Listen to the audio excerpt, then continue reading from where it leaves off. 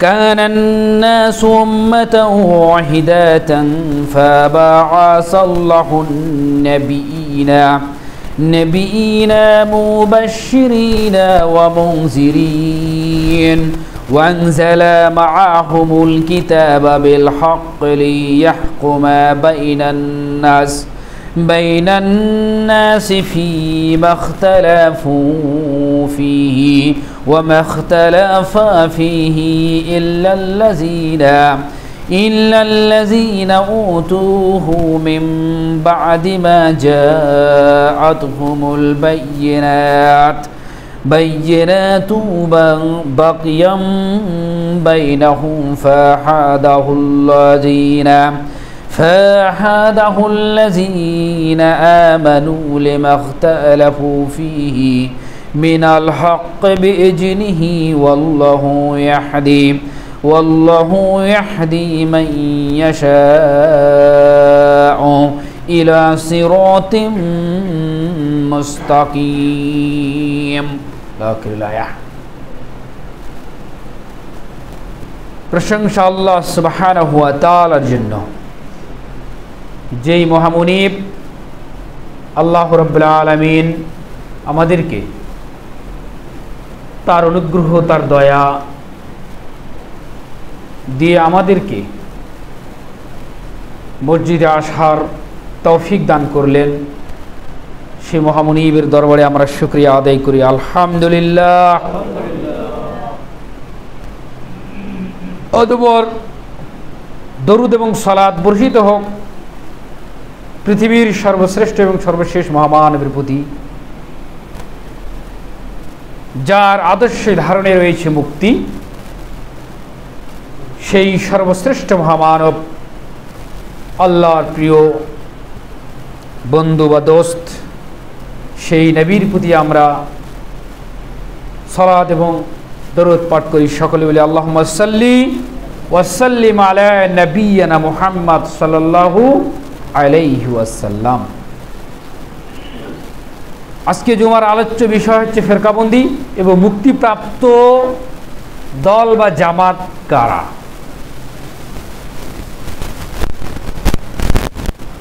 প্রথম আলোচনা হবে ফেরকাবন্দির কারণ কি, এরপরে সময় থাকলে হবে মুক্তিপ্রাপ্ত জামাত বা দল কারা। অভরসার কিছু নেই, নিরাশার কিছু নেই, হতাশার কিছু নেই। মসজিদে লোক আসবে যাবে, এটাই নিয়ম। দিন যত যাচ্ছে ততগুলো মানুষের বহুরূপী রূপ প্রকাশ পাবে। আজ দেখবেন এরকম, কাল দেখবেন আর এক রকম। এটাই নিয়ম, এটাই নীতি। সকালে ইমানদার, বিকালে বেঈমান, সন্ধ্যায় বেঈমান, সন্ধ্যায় ইমানদার, তো সকালেই বেঈমান। এইরূপই সমাজে চলছে। ছোট্ট একটি জামাত হিসেবে আমাদের উচিত ছিল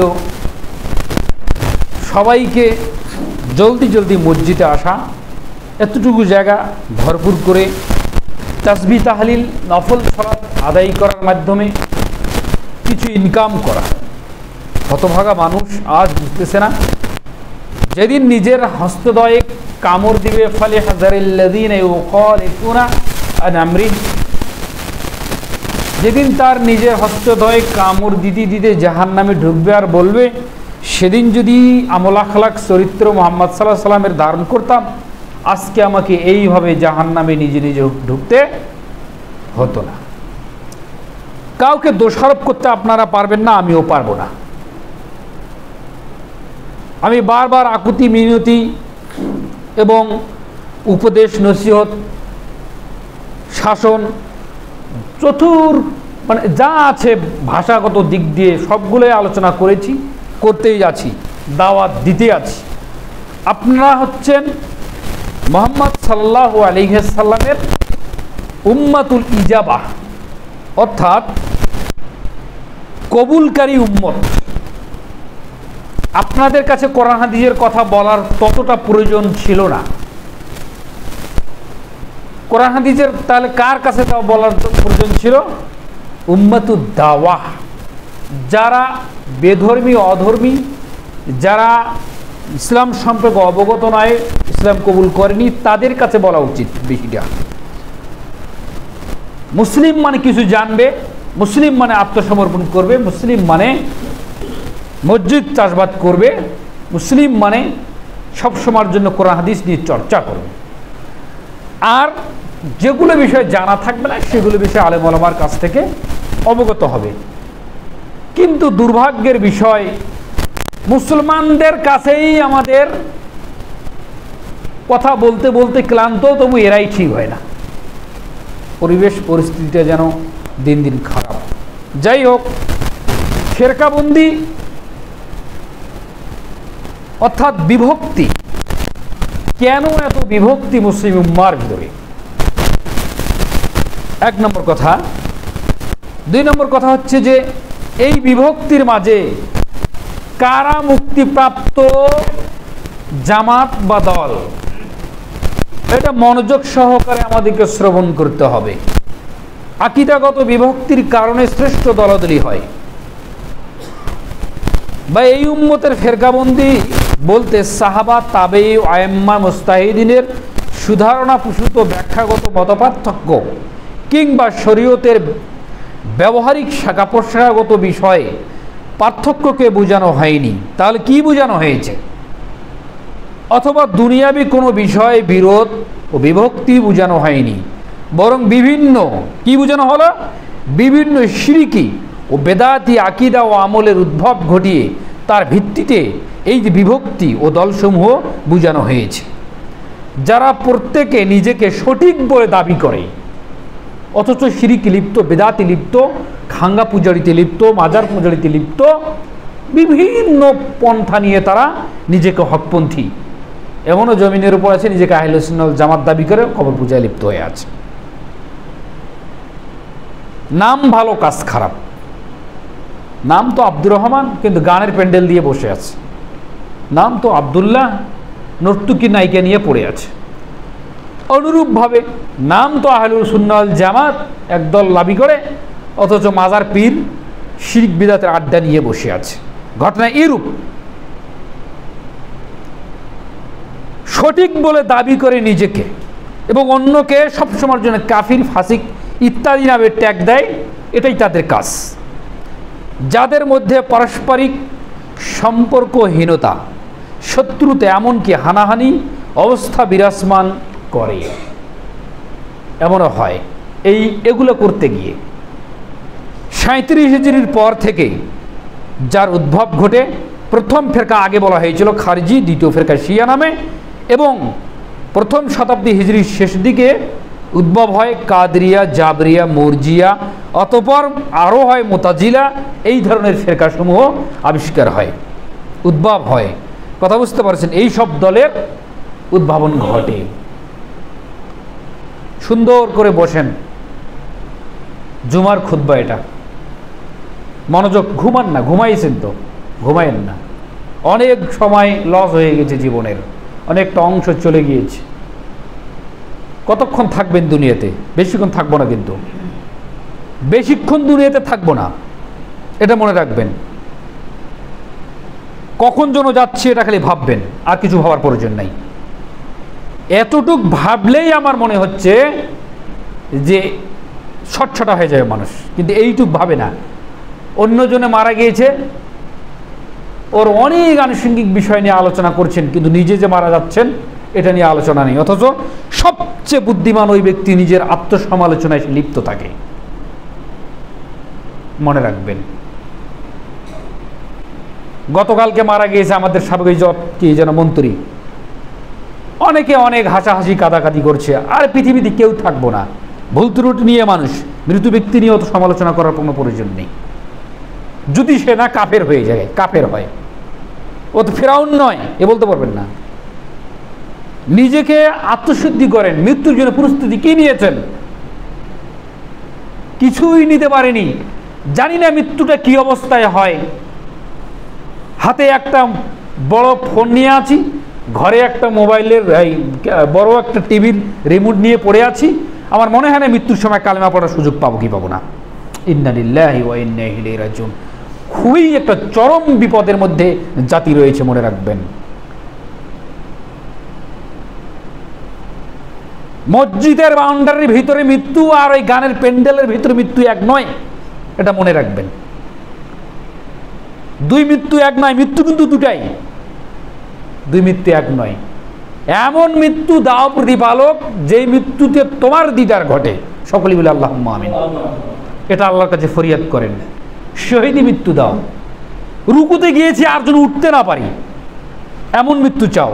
সিজদাতে গিয়েছি আর যেন উঠতে না পারি, মানে আল্লাহর সঙ্গে কথা বলতে বলতে চলে গিয়েছি, এমন মৃত্যু দাও না প্রতিপালক। তুমি এমন মৃত্যু দিও না যা আমরা কালেমা পড়ার সময় পাই না, তাসবিহ পড়ার সময় পাই না, এমন মৃত্যু আমরা চাই না। তোমার কাছে আমরা এমন আশাবাদী। তো বলছেন এই সংখ্যক এতগুলো দল উপদলে বিভক্ত হয়েছে আকীদার কারণে। কতগুলো? কাদরিয়া, জাবরিয়া, মুরজিয়া অথবা মুতাজিলা, এই ধরনের দল উদ্ভব ঘটে। উল্লেখ্য যে দুনিয়াবী বিষয়ে পারস্পরিক মতপার্থক্য বিভক্তি তখনই গুনাহের চূড়ান্ত পর্যায়ে উপনীত হবে যখন তা আকীদাগত দ্বীনি বিভ্রান্তি সৃষ্টি করবে। তাহলে আমাদের এবং তাদের আকীদার সাথে কি পার্থক্য, মুক্তিপ্রাপ্ত করার সময় আমরা আসবো ইনশাআল্লাহ। কথা বুঝতে পারছেন? যেমন হযরত আলী রাদিয়াল্লাহু তাআলা ও মুআবিয়া রাদিয়াল্লাহু তাআলার মধ্যেকার পারস্পরিক যে রাজনৈতিক মতবিরোধ পরিণামে যে যুদ্ধ বিগ্রহ কেন্দ্র করে পরবর্তীতে সৃষ্টি হয় চরমপন্থী খারিজা। ওরা ভুল বুঝাবুঝি রাজনৈতিক কারণে হয়েছে, এর ফাঁকতে সৃষ্টি হয়েছে খারিজিরা। কথা বুঝতে পারছেন? এটা হতেই পারে, আপনার সঙ্গে আমার মতের মিল না হতে পারে, কিন্তু মতের মিল এক জায়গায় হবে, সেটা কোরআন এবং হাদিসের দিকে যখন আমরা ফিরে যাব তখন আমাদের আর কোনো মতবিরোধ থাকবে না। তবে অন্য দিক থাকবে। আমি রং সাদা করবো না নীল করবো আমার থাকতে পারে, আমি কোন তরকারি পছন্দ করি সেটা মতবিরোধ থাকতে পারে, কিন্তু যখন আপনি কোরআন হাদিসের দিকে মতবিরোধ করবেন, বিষয়টা যখন আল্লাহ এবং তার রাসূলের দিকে ফিরিয়ে দিবেন তখন আর মতানৈক্য হবে না। কিন্তু ওই দিকে ফিরে না যাওয়ার কারণে আজকে যতগুলো বিভক্তি এবং যতগুলো ফিরকা তৈরি হয়েছে, একটাই কারণ, নিজের মন মতো ব্যাখ্যা, নিজের মন মতো কোরআন হাদিসকে মেনে নেওয়া। আল্লাহ রাসূল সাল্লাল্লাহু আলাইহি ওয়াসাল্লাম ও সাহাবীগণ, তাবেঈন এবং সালফে সালেহিনের বুঝ না নেওয়ার কারণে।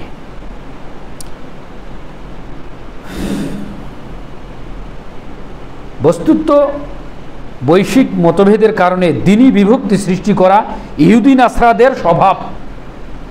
এই স্বভাবটা কিন্তু ইহুদি নাসরাদের।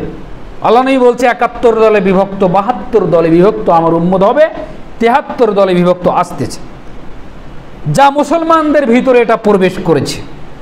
তাই দেখা যায় বৈশ্বিক বিবাদ ও রাজনৈতিক মতভেদকে কেন্দ্র করে মুসলমানরা নানা দলে মাযহাবে, দল এবং মাযহাব বিভক্ত হচ্ছে এবং মসজিদ আলাদা করছে, ঈদগাহ ময়দান আলাদা করছে না? এগুলো কি কারণে এগুলো হচ্ছে? দলীয় কন্দন, ফেরকাবন্দির কারণ। এগুলোর কারণে মসজিদ আলাদা হচ্ছে, ঈদগাহ ময়দান আলাদা হচ্ছে, এই যে পৃথক হয়ে যাচ্ছে, যা আল্লাহ সুবহানাহু ওয়া তাআলার কাছে অদ্য কোনো কাম্য নয়। এটা খুব খারাপ বিষয়। তারপরে হচ্ছে কারা করছে? এগুলো বেদাতিরা করছে। হকপন্থীরা কি বলছে? আসুন পবিত্র কোরআন এবং সহিহ হাদিসের আলোকে জীবন গড়ি। এর চেয়ে সুন্দর বাক্য আর কি হতে পারে? কেন? মূল উৎসই হচ্ছে, মৌলিক উৎসই হচ্ছে পবিত্র কোরআন এবং আল্লাহর নবী সাল্লাল্লাহু আলাইহি সাল্লামের সহিহ হাদিস। এখানে নিজের কোনো স্বার্থ থাকবে না, নিঃস্বার্থভাবে মেনে নিলে আর কোনো দ্বন্দ্ব থাকবে না। কিন্তু এটা তো মেনে নেবে না, নিজের মুখ পূজা, পেট পূজা করতে হবে, স্বার্থ সিদ্ধি কায়েম করতে হবে। আলাদাই হবো তবু তোমার সঙ্গে থাকবো না, কারণ এটা আমাদের মাযহাবে নেই, আমাদের দলে নেই। তাদের মাযহাব বড়, দল বড়, কিন্তু কোরআন হাদিস তাদের কাছে বড় নয়।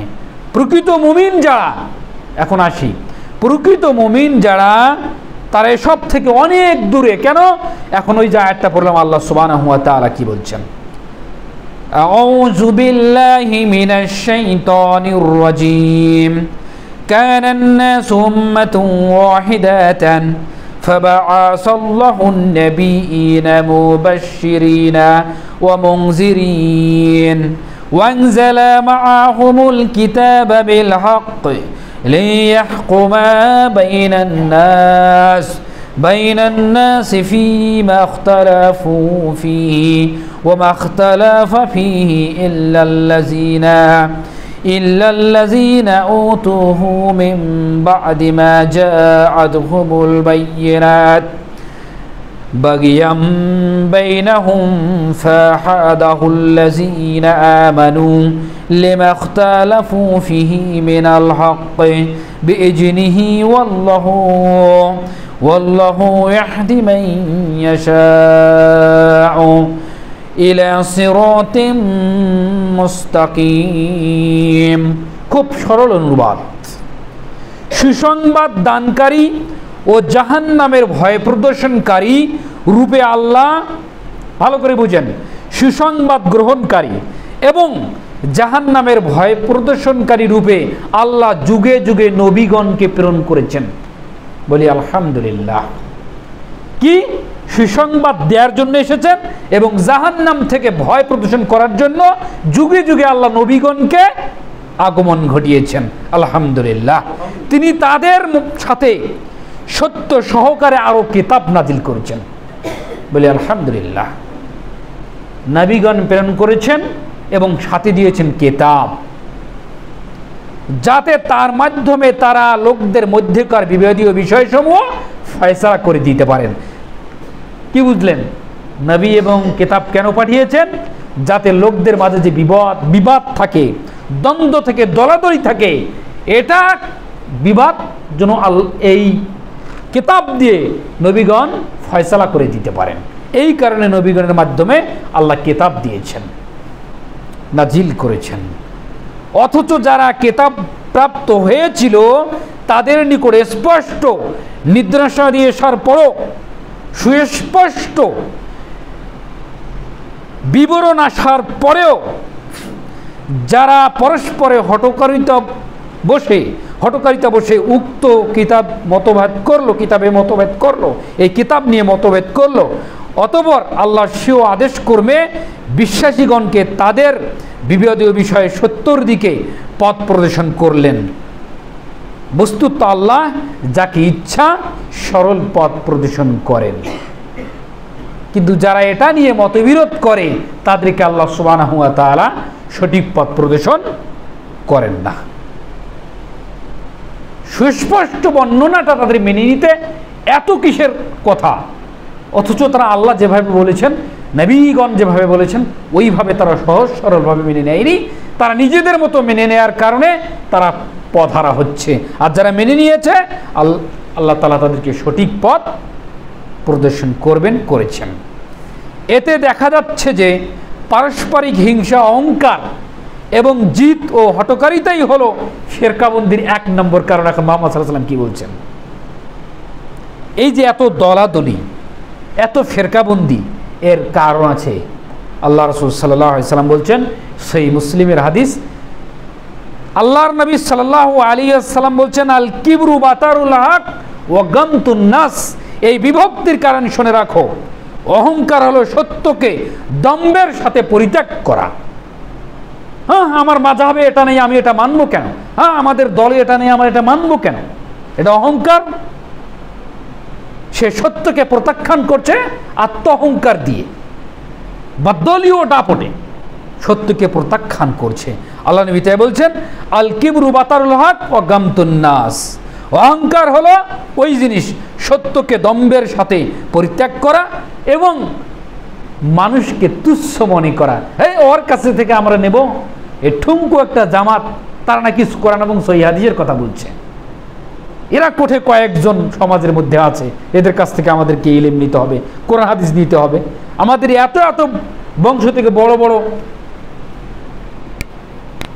গেল, পীর মাশায়েখ গেল, এত বড় বড় নেতা নাফরি গেল, এদেরকে রেখে আমরা এদের কাছ থেকে ইলম নেব? ঘটনা এরূপ হচ্ছে। এই কারণেই বিভক্তির কারণ অহংকার এবং তুচ্ছ মনে করা। আল্লাহ নবী সাল্লাল্লাহু আলাইহি ওয়াসাল্লাম বলছেন, সেই মুসলিমের হাদিস 91 পৃষ্ঠায় 91 নম্বর হাদিস। যাই হোক, বস্তুত ইহুদি নাসারা শেষ নবী মুহাম্মদ সাল্লাল্লাহু আলাইহি সাল্লামকে সত্য জেনেও তাকে মানেনি। মুহাম্মদ সাল্লাল্লাহু আলাইহি সাল্লামকে সত্য জেনেও ইহুদিরা মানেনি। কেন? অহংকার ছিল, নবী আসবে আমাদের মধ্যেকার থেকে, তা হয়নি। এটা ছিল তাদের অহংকার। কিন্তু আল্লাহ তাদের মধ্যে থেকে ইমানদার একটি দলকে ইসলামের প্রতি হেদায়েত দান করেছিলেন, বলে আলহামদুলিল্লাহ। এবং তারা ইসলাম কবুল করে ধন্য হয়েছিলেন। যেমন ইহুদিদের একজন পণ্ডিত ছিল আবদুল্লাহ বিন সালাম, খ্রিস্টান নেতা আদি বিন হাতেম, বাদশাহ নাজাশি, আব্দুল কায়েস গোত্রের খ্রিস্টান নেতা জারদ ইবনুল আলা আল আবদি প্রমুখ নেতৃবৃন্দ ইসলাম কবুল করেন। এছাড়া নুজুলে কোরআনের শুরুতেই মা খাদিজা রাদিয়াল্লাহু তাআলা এর চাচাতো ভাই খ্রিস্টান পণ্ডিত আরাকা বিন নওফাল ইসলাম গ্রহণ করেছিলেন। নওফালের প্রমুখ বিখ্যাত ব্যক্তিবর্গ ও তাদের অনুসারীগণ ছিলেন আহলে কিতাবদের মধ্যে নাজি ফিরকা, তারাও ছিলেন মুক্তিপ্রাপ্ত দলের দিকে, বলে ফালিল্লাহিল হামদ। কথা বুঝতে পারছেন? যারা জ্ঞানী তারা জ্ঞান দিয়ে আল্লাহ সুবহানাহু ওয়া তাআলার কিতাবকে অন্বেষণ করে। যারা জাহেল তারা কোরআন হাদিসের দিকে দৌড়ায় না, তারা দৌড়ে তাদের বুঝার গানের দিনের দিকে। নেককার মানুষ কখনোই বিভক্তি চায় না। যারা ইমানদার নেককার মানুষ তারা কখনোই বিভক্তি চায় না, তারা চায় ঐক্য কোরআন হাদিসের অদলে। কথা বুঝতে পারছেন? দুষ্টু নেতারাই সমাজে বিভক্তি সৃষ্টি করে জিত অহংকার বসে, অথচ দোষ চাপায় কাদের কাছে জানেন? হকপন্থীদের কাছে। ওরাই বিভক্তি করে কিন্তু দোষ দেয় হকপন্থী সৎ লোকের উপরে। এমতো অবস্থায় নাজি ফেরকা লোকের হক এর উপর দৃঢ় থাকে এবং অন্যদের বিষয়টি আল্লাহর উপরে ছেড়ে দেয়। যারা দোষ দেয় তাদের বিষয়টি আল্লাহর উপরে ছেড়ে দেয়। যেমন আল্লাহ তাআলা বলছেন, فَإِنْ آمَنُوا بِمِثْلِ مَا آمَنْتُمْ بِهِ فَقَدِ اهْتَدَوْا وَإِنْ تَوَلَّوْا فَإِنَّمَا هُمْ فِي شِقَاقٍ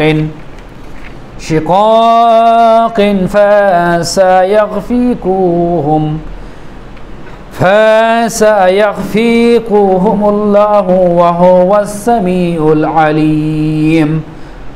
অতঃপর যদি তারা বিশ্বাস স্থাপন করে যেরূপ তোমরা বিশ্বাস স্থাপন করেছ, তাহলে তারা সুপথ প্রাপ্ত হবে, হেদায়েত প্রাপ্ত হবে। আর যদি তারা মুখ ফিরিয়ে নেয় তাহলে তারা স্রেফ জিদের মধ্যে রয়েছে। এমত অবস্থায় তাদের বিরুদ্ধে তোমার জন্য আল্লাহই যথেষ্ট, তিনি সর্বশ্রোতা ও সর্বজ্ঞ। আল্লাহ সুবহানাহু ওয়া তাআলা বলছেন, যদি তারা বিশ্বাস স্থাপন করে যেভাবে তুমি বিশ্বাস স্থাপন করেছে হে মুহাম্মদ সাল্লাল্লাহু আলাইহি ওয়াসাল্লাম, তুমি যেভাবে বিশ্বাস স্থাপন করেছো ঠিক অনুরূপভাবে যদি তারা বিশ্বাস স্থাপন করে তাহলে তারা সুপথ প্রাপ্ত হবে, হেদায়েত প্রাপ্ত হবে। এখানে বোঝা গেল আকীদার বিষয়। মুহাম্মদ সাল্লাল্লাহু আলাইহি সাল্লামের আকীদা যেরূপ, ওই আকীদার উপরে যদি আপনি বিশ্বাস স্থাপন করেন তাহলে আপনি হবেন হেদায়েত প্রাপ্ত।